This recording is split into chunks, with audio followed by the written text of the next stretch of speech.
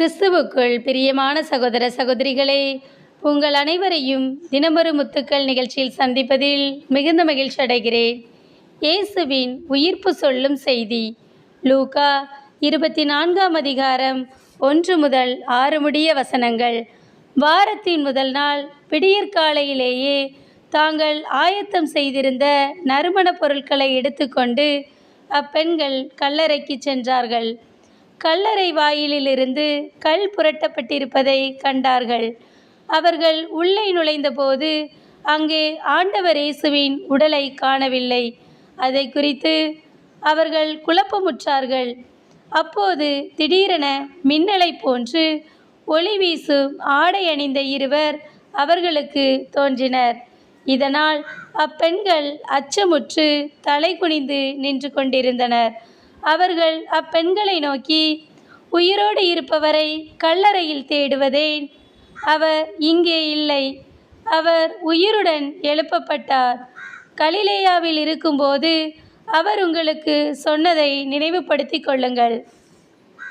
பிரியமானவர்களே, இயேசு சிலுவையில் அறையப்பட்டவுடன் அவருடன் இருந்த சீடர்கள் எல்லோரும் தலைதெறிக்க ஓடினர். இனி என்ன நடக்குமோ என்ற பயத்தில் இருட்டு அறைக்குள் முடங்கி கிடந்தார்கள்.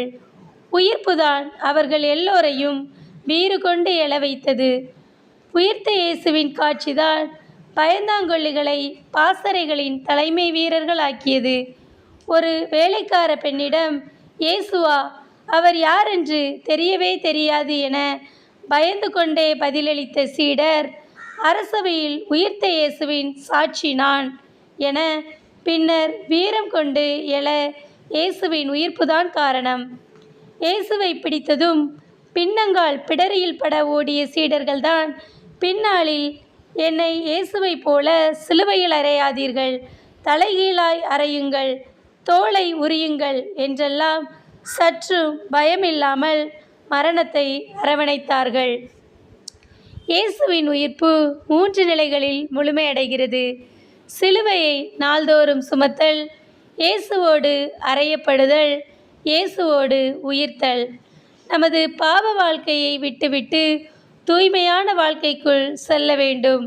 உலக செல்வங்களை வெறுத்து ஆன்மீக செல்வங்களை நேசிக்க வேண்டும்.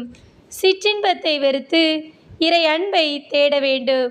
கோபம், எரிச்சல், பகைமை, தீமை முதலிய அத்தனை விஷயங்களையும் விட்டுவிட வேண்டும். இப்படி எல்லாவற்றையும் விடும்போது நமக்கு உள்ளத்திலும் வெளியிலும் பல சிக்கல்கள் உருவாகும். அவற்றை இயேசுவுக்காய் மகிழ்வுடன் சுமப்பதே நாள்தோறும் சிலுவை சுமப்பது. பாவத்தில் நிரம்பியிருக்கும் நமது பழைய மனிதனை இறை நம்பிக்கையில் இணைத்து கொள்வதன் மூலம் சிலுவையில் அறைவது 2ஆம் கட்டம். இயேசுவோடு உயிர்த்தல் கடைசி நிலை. இயேசுவோடு உயிர்த்த பின் நமக்குள் வாழ்வது நாமல்ல, இயேசுவே எனும் சிந்தனை மனதில் இருக்க வேண்டும். நமது உடலுக்குள் இயேசு இருந்தால் நமது செயல்கள், சொற்கள், நடவடிக்கைகள் புனிதமாய் இருக்க வேண்டும் என்பதை நாம் செயலிலும் காட்ட வேண்டும். இந்த 3 செயல்களையும் செய்ய வேண்டும் என்பதை உயிர்ப்பு விழா நமக்கு சொல்லும் செய்தி. அன்பு இறைவா, நாங்களும் உம்மை போன்று எங்கள் பாவ வாழ்வை சிலுவையில் அறைந்து அதிலிருந்து விடுபட்டு உயிர்ப்பிக்க எங்களுக்கு உதவி செய்யும் இறைவா. ஆமேன்.